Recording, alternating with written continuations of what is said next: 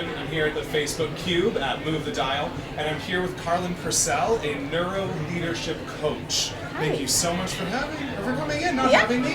Thanks for having me. You can tell I'm nervous. I'm excited for this conversation. I want to dive right in, and we're here at Move the Dial. We're talking about building inclusive cultures. We're talking about moving the dial and changing those numbers, but how can you actually build that sustainably and not just have a wave that comes in that peters out at the end? Oh, such a great question. I think we have to take a look at it as an everyday experience versus let's now all come here today and do all the things and increase the number and make inclusion a verb and really create a more inclusive society where every single human can thrive. If we break it down into bite-sized chunks, and that's something I see a lot in my work, doing a lot of work by helping leaders to understand the role the brain plays in difficult conversations and situations. The key is bite-sized chunks, bite-sized activities, or bite-sized just things that you can do on a day-to-day basis. So I would say that would be the first thing, because when you think of sustainability, you also have to think about the human who's also a part of the process and the person who's doing the work. So you also have to create space for you as well and to give yourself some bandwidth so you can actually do this work, because it's very important work. Yeah, there's a lot in there, and that saying, how do you eat an elephant one bite at a time? Yes. Which reminds me of something you brought up before we got on camera. You said there's a big elephant in the room, and it's about some of those bite-sized chunks.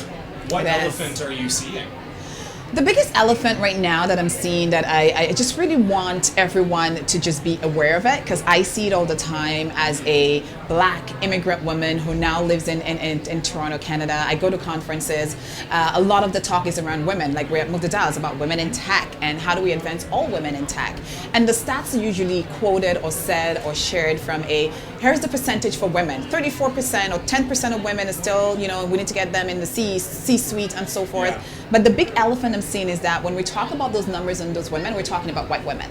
Okay. We're not talking about racialized women. Yeah. We're not talking about racialized women, Black women, Indigenous women, women of color, who also have other intersecting identities, whether it's invisible disabilities, whether it's sexual orientation. So that's the big elephant. What I would really love to see and that elephant faced is, can you, when you give your 34%, just go out of your way and move the dial and talk about the numbers for women of color?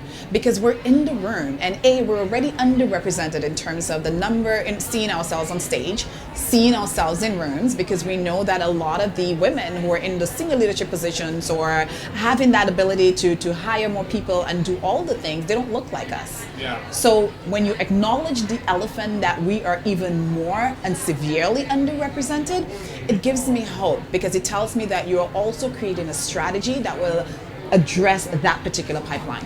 And where do you start when you have nothing? Is it a matter of saying, I have nothing? Because Yes. you get these companies that are terrified of looking stupid or making the wrong step.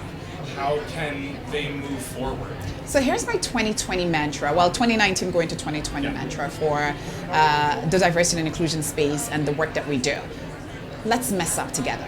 Okay. Right? Let's mess up a little bit more together. And by that I mean, yes, address the elephant in the room. Hey, because people see your clients, a lot of companies don't represent the customers they serve, and the customers see, because we're here. So we know you don't have anything. Yeah. So the fact that you say that, you address the elephant in the room, actually our ability to trust you increases. Right? Yeah. Your sincerity increases. So when you're on stage, the CEO of your company is on stage talking about diversity and inclusion is important to us and blah, blah, blah. We're like, yeah. Is Is it really? Because yes, you may not have the numbers, but if you talk about the fact that you don't have the numbers and you're trying, that right there is a big win. So jokes aside, it probably is very important to that person on stage, but the way that they're approaching it doesn't allow things to move forward. Am I understanding Exactly. that correctly? Because by not mentioning it, by not addressing the elephant in the room, you're practicing exclusion.